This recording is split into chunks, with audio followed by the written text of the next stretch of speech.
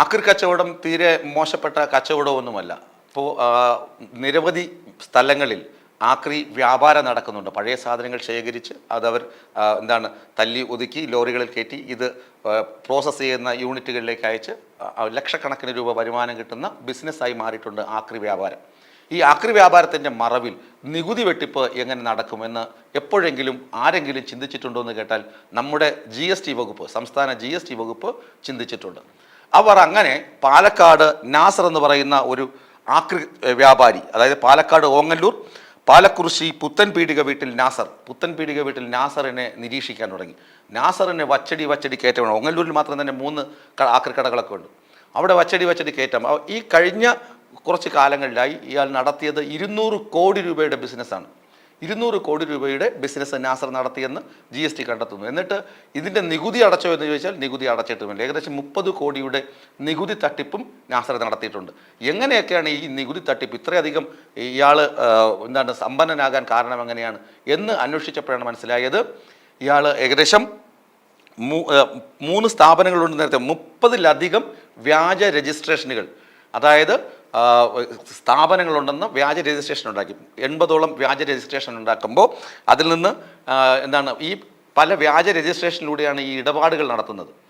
അതായത് ഒരു സ്ഥാപനത്തിൻ്റെ അക്കൗണ്ട് ഹെഡിലൂടെയാണ് ഇത്രയും രൂപ വിനിമയം ചെയ്തിരുന്നുവെങ്കിൽ GST വകുപ്പിന് കൃത്യമായി മനസ്സിലാക്കാൻ കഴിയുമായിരുന്നു ഇത് നികുതി വെട്ടിപ്പുണ്ട്, അല്ലെങ്കിൽ നികുതി അടയ്ക്കേണ്ടി വരുമായിരുന്നു. പക്ഷേ ഇയാൾ ചെയ്തത് 80-ലധികം വ്യാജ രജിസ്ട്രേഷനുകൾ ഉണ്ടാക്കി.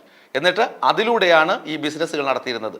അപ്പോൾ ഈ 80-ലധികം വ്യാജ രജിസ്ട്രേഷൻ ആകുമ്പോൾ ഒരു രജിസ്ട്രേഷനിലൂടെയും ഇയാൾ നികുതി അടയ്ക്കേണ്ടി വരുന്നില്ല. ഈ തുക മുഴുവൻ ഒരാളിൽ തന്നെ വന്നു ചേരുന്നു. അതാണ് GST വകുപ്പിന് സംശയമായത്. ഈ 80-ലധികം രജിസ്ട്രേഷനിലൂടെ ആക്രി സാധനങ്ങൾ പല സ്ഥലത്തേക്കും പോകുന്നുണ്ട്. പക്ഷേ ഇന്ത്യക്ക് ചുക്കാൻ പിടിക്കുന്നത് ഒരാളാണ്. അപ്പോൾ ഇത്രയും കോടിക്കണക്കിന് രൂപയുടെ വരുമാനമുണ്ട്.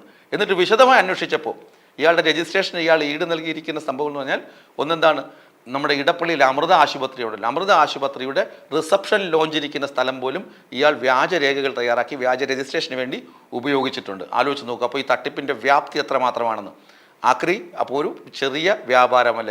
ഈ നൊത്തൊരു ചെറിയ മീനല്ലെന്ന് പറയുന്നത് പോലെ ആക്രി ഒരു ചെറിയ വ്യാപാരമല്ലെന്ന് സംസ്ഥാന GST വകുപ്പ് തെളിയിച്ചതിൻ്റെ ഉദാഹരണമാണ് നാസറിൻ്റെ അറസ്റ്റ്. ഇയാളെ കൊച്ചിയിലെത്തിച്ച് കഴിഞ്ഞ ദിവസം വിശദമായി ചോദ്യം ചെയ്തപ്പോൾ വിവരങ്ങൾ ഞെട്ടിക്കുന്ന വിവരങ്ങളാണ്. 80 വ്യാജ രജിസ്ട്രേഷൻ എന്ന് പറയുമ്പോൾ തന്നെ ആലോചിച്ച് നോക്കുക. 80 തട്ടിപ്പാണ്. ഒരു കമ്പനിയല്ല. ഒരു കമ്പനി ഒരാൾക്ക് തുടങ്ങാം, അത് വേണമെങ്കിൽ വൈൻഡപ്പ് ചെയ്യാം. ചിലപ്പോൾ അത് ഡെഡായിട്ട് ഇട്ടിരുന്നാലും ഒരു പക്ഷേയെങ്കിൽ പിന്നീട് പിഴ അടയ്ക്കേണ്ടി വരുമായിരിക്കാം. അതല്ലാതെ എന്തെങ്കിലും ഇടപാടുണ്ടെങ്കിൽ അതിന് കൃത്യമായ രേഖകൾ കാണിക്കണം. ഇതെല്ലാം വ്യാജ രജിസ്ട്രേഷനിലുള്ള വ്യാജ കമ്പനികളിലൂടെ കച്ചവടം നടത്തുകയും എല്ലാം ഒരാൾ തന്നെ ആ മുതലൊക്കെ കച്ചവടത്തിൻ്റെ ലാഭമൊക്കെ ഒരാളിൽ തന്നെ കുമിഞ്ഞുകൂടുകയും ചെയ്തപ്പോഴാണ് നാസറിന് പിടിവീണത്. നാസറിനെ പോലെ പല ആളുകളും തട്ടിപ്പ് നടത്തുന്നുണ്ടാകാമെന്നും GST വകുപ്പ് സംശയിക്കുന്നു. ഈ മേഖലകളിൽ പരിശോധന വ്യാപിപ്പിക്കുമെന്നും ഉദ്യോഗസ്ഥർ പറഞ്ഞിട്ടുണ്ട്.